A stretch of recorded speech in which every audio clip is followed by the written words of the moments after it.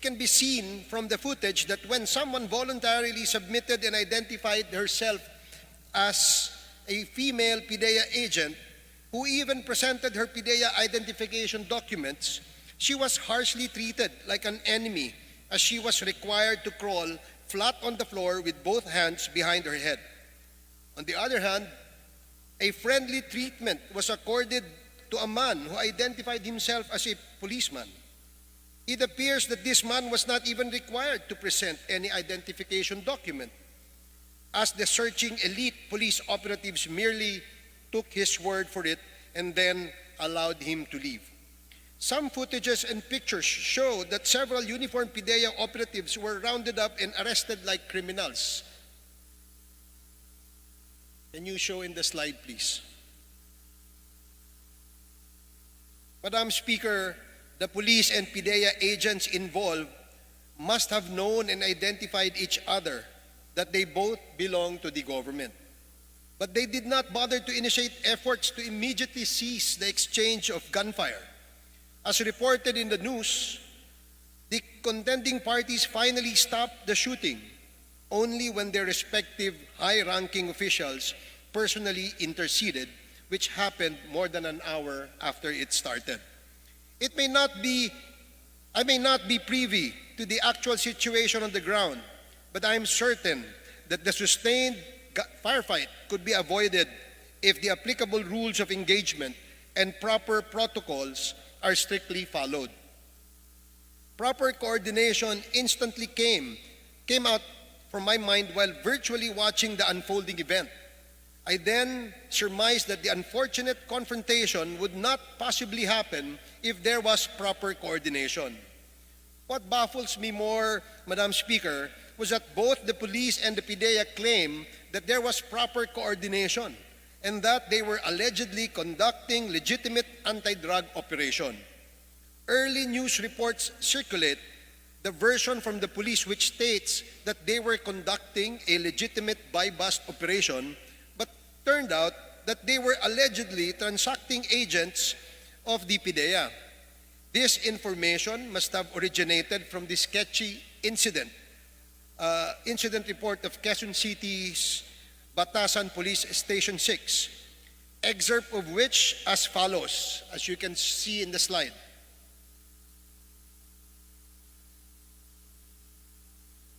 On the other hand, news reports later circulate the PIDEA's claim that its agents were also conducting a legitimate operation, but I heard no details were mentioned about the incident.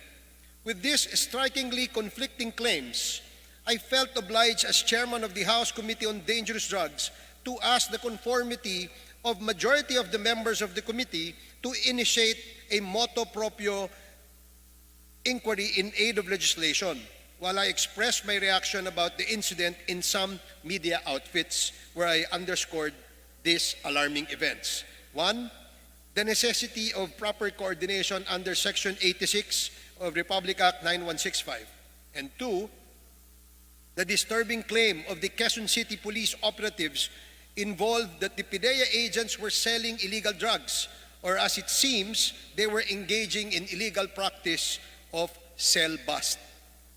On the early report that the subject of PNP buy-bust allegedly turned out to be PIDEA agents, I am very much outraged, Madam Speaker, because this would mean that the PIDEA is involved in selling illegal drugs and that it is no different from the drug traffickers.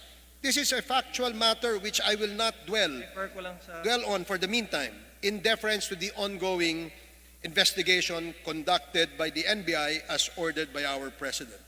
I do not wish to belabor as well much about the importance of proper coordination because the PNP and PIDEA organizations are pretty much aware of its essence and necessity.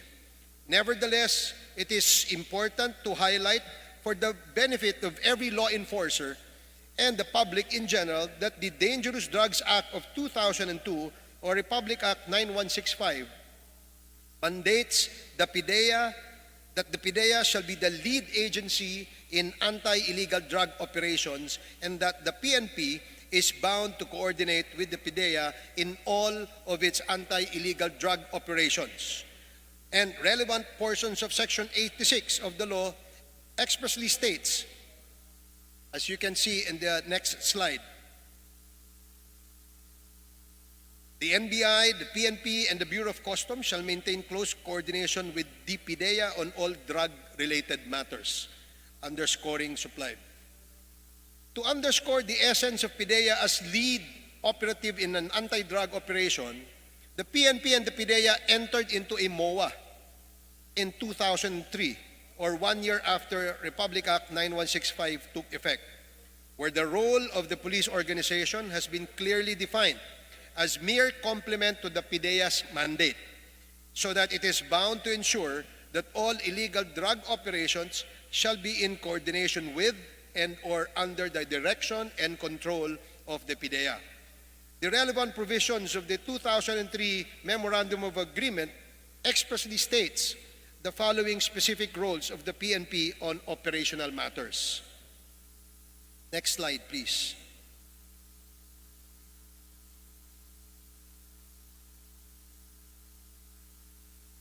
On March 10, 2014, the PNP and the PDEA renewed their Memorandum of Agreement, reiterating the role of the PNP in anti-illegal drug operations.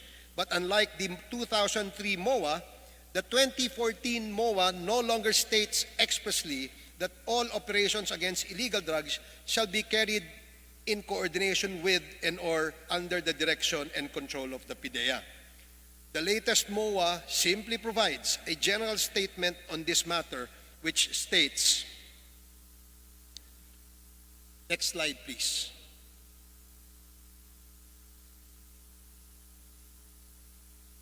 It is noticeably clear that had the provisions in the MOA and their respective operational guidelines and or procedures been religiously complied, the shooting incident last February 24, 2021 would not have happened. However, what is very alarming, Madam Speaker, is that the proper coordination is not much an issue involved in the incident when a mainstream media reported a totally different story from the version claimed by the PNP. Umakyat na po sa 5 ang patay sa madugong shootout sa Commonwealth nitong Miyerkules. At batay sa paunang ulat ng National Bureau of Investigation, nasiraan lang daw ng sasakyan ang mga ahente ng PDEA, kaya pumunta sa kainan kung saan umatake at namaril umano ang mga pulis. Nakatutok si John Consulta, exclusive. Mula sa isang source ng GMA News, nakuha namin ang CCTV ng isang fast food chain sa Commonwealth. Pasado alas 5 ng hapon nitong Miyerkules, kita ang pagparada ng isang puting kotse sa parking lot ng establishment. Ayon sa initial report na nakuha ng GMA News, papunta sana sa Litex ang kotse sa kayang PDEA asset at isang PDEA agent para sa bypass operation nang biglang mag-overheat, kaya napilitang maglagay ng tubig sa isang fast food chain sa Commonwealth. Habang inaayos ang kanyang sasakyan dakong 5:45 PM, lumapit ang ilang lalaki at biglang binaril ang asset ng PDEA na tumumba sa gilid ng kanyang sasakyan. Kita naman ang malapit ang barilan ng mga ahente ng PDEA at mga armadong lalaki sa sasakyan. Dito na bumaba ang iba pang PDEA agents na gumanti ng putok at napatay ang 2 armadong lalaki na tinamaan at napag-alamang mga tauhan ng QCPD Drug Enforcement Unit. Base sa salaysay ng isang saksi, ilang minuto raw natigil ang putukan. Makikita sa cellphone video ng isa sa mga testigo na nasa loob ng fast food chain ang mga PDEA agents na paikot-ikot sa area.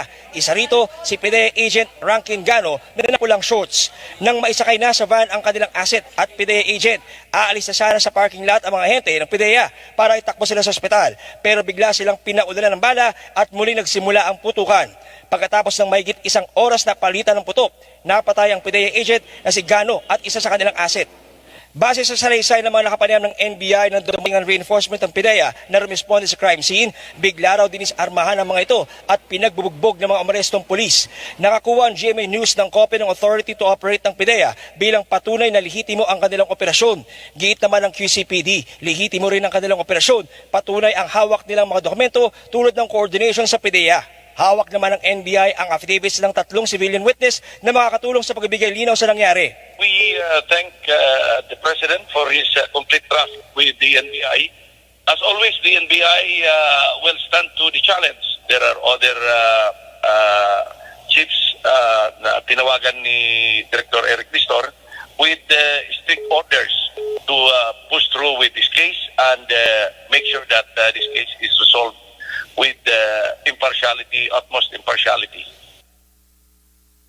The interesting report that came out in primetime evening news on February 26, 2021, Madam Speaker, also presented a revealing video footage that shows how the incident started, followed by the actual blow-by-blow firefight that apparently resulted to instantaneous fatalities of at least 3 persons. I do not wish to preempt the outcome of an impartial investigation of this incident, particularly on the veracity and authenticity of this video footage, but I am afraid that the footage, if verified and authenticated, will have a very alarming implication and perhaps dangerous impact on the government's law enforcement efforts against illegal drugs.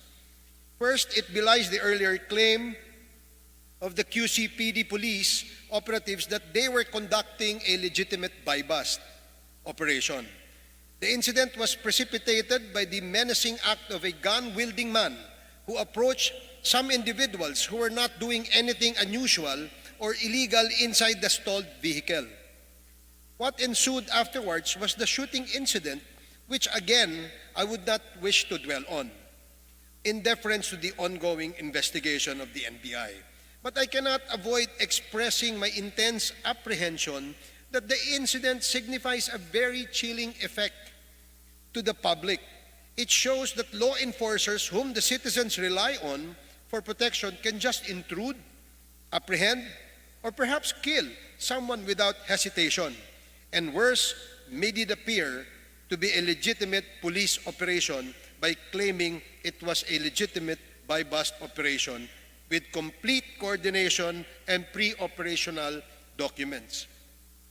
I am afraid, Madam Speaker, that those documents were consciously prepared to cover up an apparently questionable, if not illegal, police action on that fateful evening of February 24, 2021.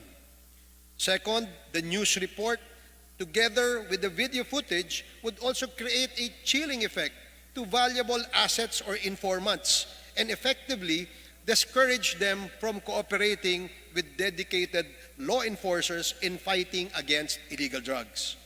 With the deplorable action shown in the footage and with the apparently documented cover-up story, Madam Speaker, it will come out that an otherwise valuable informant will end up losing his or her life or charged and jailed because of a bogus illegal drug operation. Finally, I am not counting out the possibility that in that fateful incident, a drug syndicate or perhaps some cuddlers or protectors are behind it, because a deep scrutiny of the incident may lead to the question of who will stand to benefit from it. Certainly, it is the drug syndicate that greatly benefited from the incident, since the PIDEA's planned buy-bust operation failed and the asset informant was permanently eliminated. Those are some of the countless concerns and apprehensions that are very real while fighting against illegal drugs. These are also some of the underlying reasons why our House Committee on Dangerous Drugs has sought to investigate in aid of legislation. I finally take this opportunity, Madam Speaker, to state that the proposed amendment to the Republic Act 9165, which has just passed on third reading, is timely and appropriate to deal with alarming incidents like what happened last February 24, 2021. I say this to underscore that the proposed legislation does not only seek to give force and power to go after the drug syndicates, including their financiers and cuddlers or protectors, but also ensure that scalawags in our law enforcement organizations will no longer have a place in our society. Thank you again, Madam Speaker. Thank you, Majority Leader. And thank you, my dear colleagues. Majority Leader. Madam Speaker, I move that we refer the speech of the Honorable Robert Ace Barbers to the Committee on Rules for appropriate action. Are there any objections? The Chair here, the motion is approved.